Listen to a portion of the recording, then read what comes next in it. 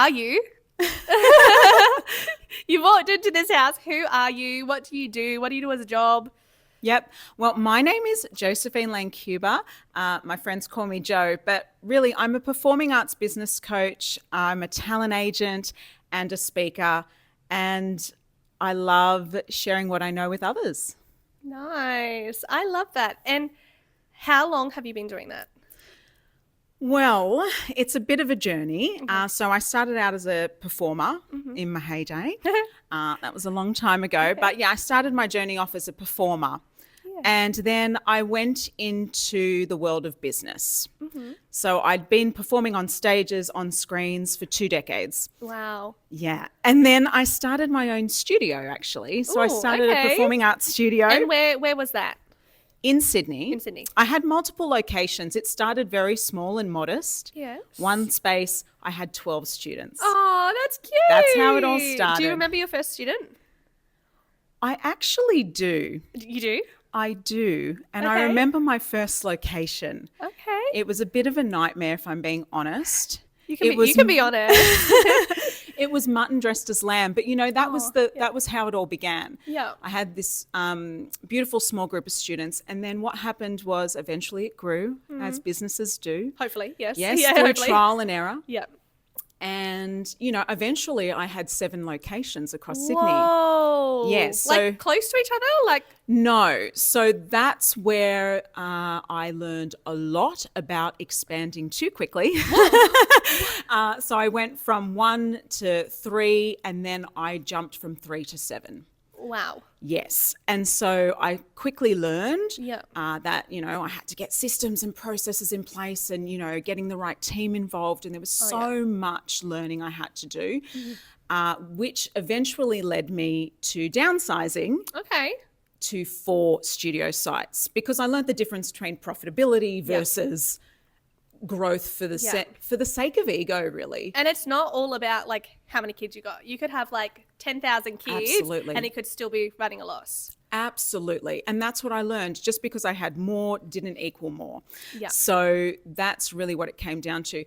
And during that time, I also had an in-house talent management service. Ooh, Yeah, okay. because I had a background in working as a talent agent and working as a talent manager for other organizations. So did you do all of that while running a studio? Like at the Yes. same time? Yes. And I had 2 little kids as well in the meantime. Actually, when I opened my very first studio, I had a 6-month-old baby on my hip, I like to say. And it's so true, because I've got this photo of my very first studio. I'm proudly standing out the front, and I've got my 6-month-old daughter on my hip.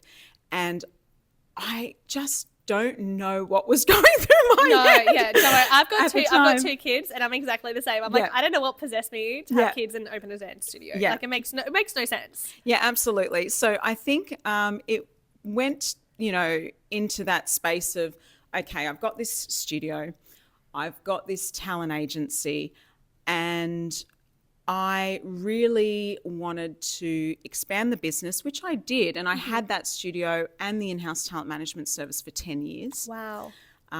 All the while, I guess that performance element, Yep. the artist who I am, that slowly took a backseat Okay. to the business, Yeah. which I was comfortable with. Yeah. But look, I hung up my microphone when I was 4 months pregnant with my first kid. I remember being yeah. at a gig going, oh my God, I do this don't anymore. think I can do this anymore. Yeah. And then I dabbled, and I picked up little odd jobs here and there as an Love actor. dabbling. Love I've dabbling. retired from dancing from about 3 times. Yeah, And yeah. you just keep going back. Yeah. It's the dabbling, isn't it? It's Yeah. like, oh, And maybe. you know what? I love that. I love the business side of it. And, I loved what I did as an artist. And I love that having that experience was able to help me develop, our future emerging artists. But at the end of the day, if I do perform these days, it's really more about the joy. Yeah. I don't need to make an income from That's my art good, anymore. though. You can actually sit back and enjoy it. Yeah. And not worry about, can I pay rent? Oh, like, yeah, am I going to be exactly. rehired? Yeah, and I think that's a starving artist mentality, and that's exactly what I'm trying to break. Okay, And so yes. when during COVID, actually, that's when I started my coaching business. Okay. And I know that's so what's the word? Is it cliche? What's the word? When everyone sort of started their online business during COVID. Yeah, is it e-commerce? Yeah, E-commerce? totally. But it was very funny because what was happening was obviously, our studios were closed or running online. Yeah. And we went virtual like many did, and our capacity dropped to 40% during that period. Like many, yeah. Like many. I mean, the fact that we even maintained 40% was pretty phenomenal. Pretty good. Pretty good. But, I was still running my talent agency. And okay. Even though during COVID. Yes. So this is where I had my aha moment. Because during COVID, there were still advertisements on television. Yeah. There weren't live shows. No. There weren't new filming projects. Yep. But there were commercials. I've Advertising never thought of doesn't that before. stop. That's so true. Advertising didn't stop. So my agency was getting what's called rollovers. Now, rollovers really is very simply when an artist films something like a television commercial and they have a contract for 12 months. If the client wants to extend that contract for another 12 months or 24 months, which they were doing because no one was filming, the artist gets paid. But they don't have to film anything extra. So we were getting rollovers and rollovers and rollovers for these artists. Yeah. Thousands of dollars worth of commissions and bookings for the students where they didn't have to go back in because people just needed the content that was already filmed. Oh, okay. So they were extending their contracts. And I thought, wow, this is so amazing. I wish more people knew about this. Yes. And then I thought, hey, why don't I teach people about this? Why don't I just add something else in and start teaching people? Exactly. And I thought, studio owners need to know about this. Yeah. And so it began. And so my very first course that I created was called Talent Manager Bootcamp. Okay. Which I still have today. I'm on my 7th launch, actually, of that course at the moment. Oh, so you've done it before? Oh, this is my 7th time now. I've run it 7 times. More than once.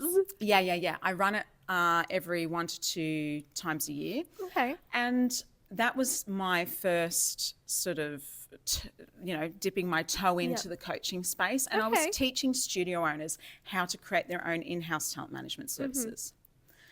From there, it developed, the coaching side developed, and then I started offering other programs and, general studio ownership support. Yeah, because I don't know if you've said this already, I'm so sorry. You sold your studio. So now you do the coaching full time. Yeah, I just sold it actually. Yay!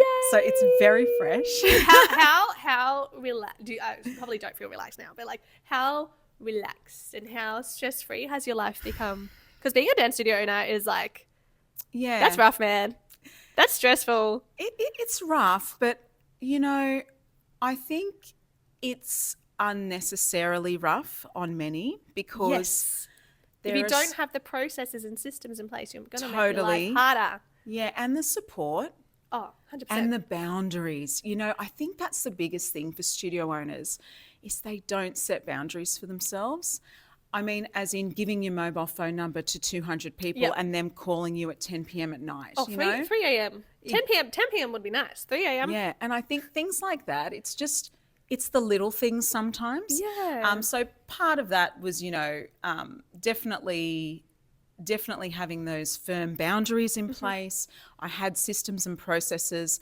Actually, it's those things, and I had a great team. Yeah. It was those things that made my business saleable, if I'm being honest. And so when I'm coaching other studio owners, I have a membership program called Studio Biz Success. When I'm sharing the things that made my business successful and thrive, by the way, like I said, it started with 12 students and we went through a rapid growth period where we're in the red and lots of things happened. Lots of things happened. And so I've learned a lot through experience. But also I may mentor others. Yes. But I also receive mentorship. I'm so much about learning. I love that. I don't think you ever get to a point where you need to stop learning. No, not at all. Yeah. No, you need to keep forever the student as far as I'm concerned. Oh, wow. Oh, I love that so much. Do you miss running a studio? I don't look, I'm only 2 months out, so I only just sold the studio this year. Okay. So it's very new. That's fresh. It's super fresh. It's really fresh. I think I don't miss it per se, but I do find it a little difficult when I see correspondence from the new studio owner and I'm like, oh my God, I want to share with you how I would do that. Or it's happier. maybe try this. And, it's just not mine anymore. You've only done it for so long. Yeah, it was mine for 10 years. Wow. And so that's a little bit hard to let go because once you sell it, it's not yours anymore. And so you can, like, in goodwill, I'll contact them and make suggestions, but at the end of the day, it's They've got not to work mine. it out. That's right. Yeah. That's right. Absolutely. And what made you make the shift from being a dance studio owner to being a coach? To be honest, it was the workload was growing on the coaching side, and I wanted to really be there for those clients. That's and nice of you. I knew that I'd built a great studio business, and so I knew that with time, that it was possible to sell it, and hey, it wasn't necessarily my forever. I'm not ruling out that I'll ever run programs again or things like that. I'm just saying right now, this is where I'm at. Yeah. Oh, I love that. You gotta really be in the moment. You can't be good at everything, and if you're 50% here and there, you're not going to get. Also, mind you, I had that studio for 10 years, but prior to that, I was running and facilitating programs in not necessarily a studio space, but I was facilitating programs in like schools and for council and stuff like that. So I've been running programs for kids for 20 years and 20 plus years. Am I giving away my age now? That's fine. That's fine. I can't do math, so it doesn't matter. So I just think, it was time for a shift. Yeah. And I was really enjoying supporting studio owners and growing their businesses with them. Yeah. So you as a coach, what are you like? Are you tough? Are you nice? I think I'm just honest. I'm yeah. really, there's no fluff. And it's not about being harsh. Yeah. I'll tell it as it is. Yeah. And I think that is refreshing. I'm also very relatable. Like right now I've got my makeup on, but honestly, I rock up online, I show up, I share, what I know as I am. I think that's a little bit refreshing for people too, because we're not perfect. No. And I'm very open about what hasn't worked for me. I think sometimes, especially these days, a lot of business owners, especially in the online space, will be very shiny. Like everything's perfect, everything's great. I make $1 million and I only work 3 hours a week. I mean, that would be awesome. That's wonderful for you. But how? But like they say, what is it? It takes 10 years to be an overnight success. Yes. And so I just think, let's cut the BS. Yeah. Like, let's be honest, because it's actually deflating to people when they think success comes without effort. Yeah. It comes straight away. And it comes with effort. I mean, yeah. Yeah. Wow. Okay, so I'm a dance studio owner. I've run for 8 years. So I reckon I'm all right at what I do. Like, I'm not failing. I'm making money. But you as a coach, if I came to you and I said, can you coach me? What types of things or support should I expect? I think the first step would be to really discover what your goals are, and goals are really different. Like what I find people come to me for is what they want is different to what they actually need. Yes. So they'll come to you and they'll say a few things like, I just want to, I want to enroll more students. Yeah. I want to make more money. So I need to enroll more students. And say, well, actually, let's look at that because maybe you have enough students. Maybe it's that we need to cut your expenses, or we need to look at it from an entire overview of what your profitability actually looks like based on everything that's going on in your business, not just because you don't have enough people in the room. Sometimes people are afraid to cut the fat. Okay. So as in, they've got a program in their space, it's got 3 people in it, it's had 3 people for 3 years and it runs in the red, but they don't want to hurt the people by letting it go. It's like, let it go. Oh, I've been there. I tell you so many times I've run a class. I'm like, little Susie and little Jimmy, they really love to dance, but like I'm paying a teacher a lot of money and I'm not doing anything. And it's tough to cut it. It's tough. Okay, that's good. Well, you could help me in that aspect. But it's all, no, and you know what? you can cut something and you can let something go and still love up those customers. I love think that. I actually read a book recently called Unreasonable Hospitality. It's so inspiring. Okay. And I'll add it to my list. yeah, I know, right? I've got a book. I actually run a book club. Do you? Yes, with Can I entrepreneur. join? Yeah, Let's join. I love it. So yeah, I'm so into it. But I mean, when I read that book, I was really inspired because it's about, providing what they deem as unreasonable hospitality, going above and beyond for your customers. That doesn't mean pushing your boundaries. It means loving them up. And so, making them feel special. Funnily enough, though, before I'd read the book, I'd actually already was sort of doing that, I'd realized, because, I call it, like I said, customer love, making them feel like rock stars. Yes. I'm the type of person, if I was going to give, like, for example, a piece of uniform to my student, I didn't just hand it over throw it over the counter at reception when they walk in the door. We would fold it in beautiful paper with confetti in a black box with the child's name on it in gold with a love heart, and courier it to their door with their name on it. Now, Yes. I know that costs a few dollars extra, but when they receive that T-shirt, which is essentially a piece of uniform, Yes. they open it. It's like a gift box, you know. And I just think It's special. It's special, and I think if you can find moments like that, it can be as simple as a birthday card with a balloon in it with a handwritten message. But it's about how do you love up your customers, because that customer love is essentially your best customer retention strategy. Yes. You want them Truly. to stay. They'll come for you, but they'll stay for your community Yes. and the way you make Yes. them feel. Oh, 100%. Yeah. Oh, I love that. Oh, yeah, no, I Yeah. feel like we need to chat, and I'm totally going to join your book club. I don't read. I don't read. I don't do math, but we I'll have join. a rule in book club. What's said in book club stays in book club. No, that's not it. Okay. But, it's more like you don't have to necessarily read the hard copy. You can do it on Audible too. Oh, we're I an can do inclusive that. book I club. can listen to podcasts and audiobooks. Oh, Yeah. love that. Okay, so real talk. Real so talk. a lot of studio owners already feel swamped with everything that they were doing. So going back to your talent management and all the other boot camps you have, Yeah. their concern is they're doing so much already. Why would they add on more? Why should they add on more? Why should they come to you and listen to you talk for the 7th time about talent management? Yeah. And again, so I've got Talent Manager Bootcamp and Studio Biz Success. Now, both of these programs, I run against that question often, that issue, I suppose, that studio owners bring up, which is, I don't have enough time. Yep. I really want to do this, but how can I possibly fit it in?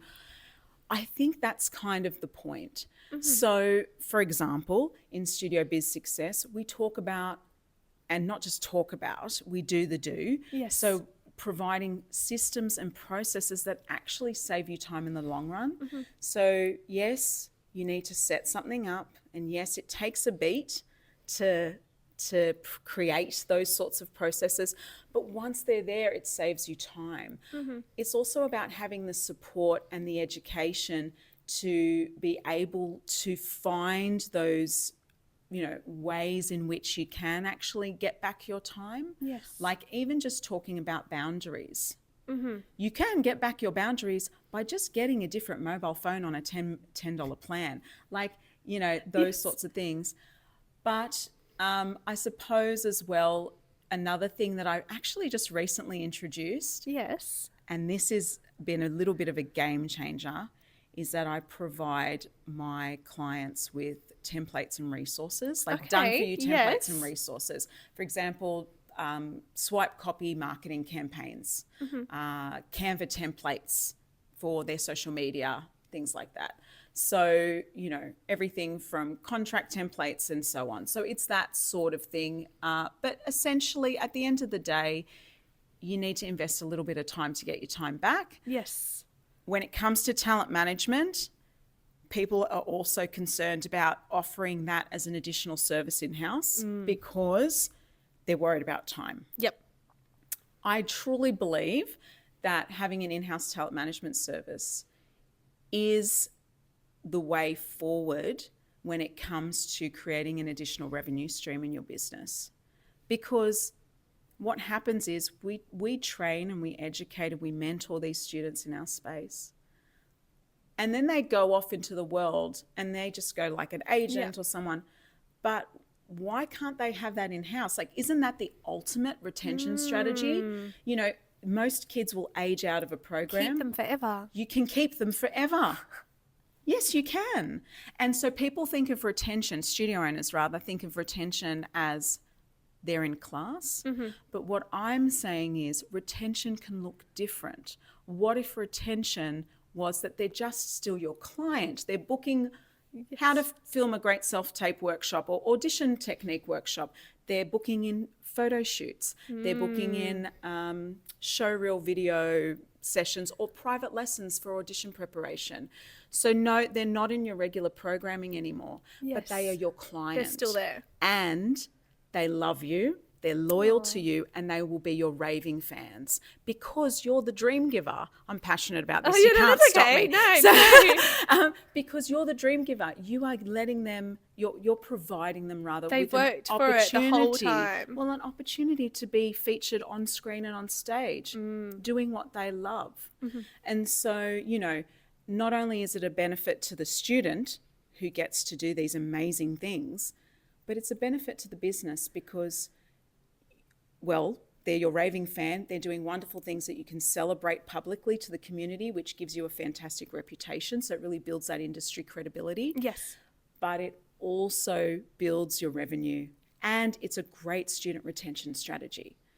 And I think people often feel that the only people that can be a part of their in-house agency are the comp kids or the elite kids or the ones that are front and center.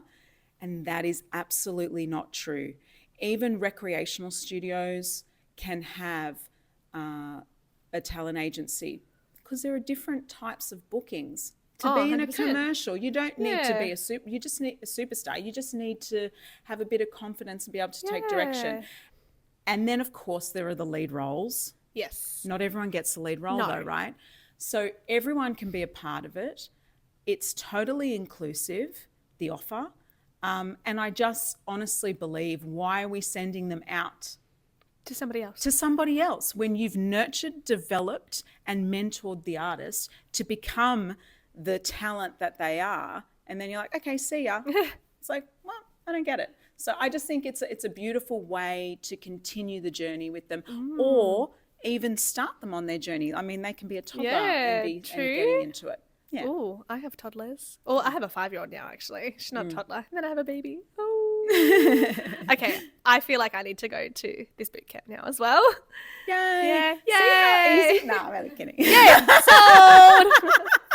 Okay, cool. We better wrap it up because Yeah, otherwise love we're going to it. run out of time. Love it. I can talk forever. I'll second it. Don't worry. I'll Okay. listen. I'm going to ADF. You're going to ADF. Love it. Yeah.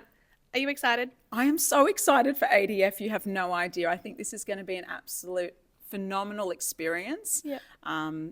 It's something that I've been wanting to do for a while. So to be there this year is quite fantastic. I'm very excited to be invited.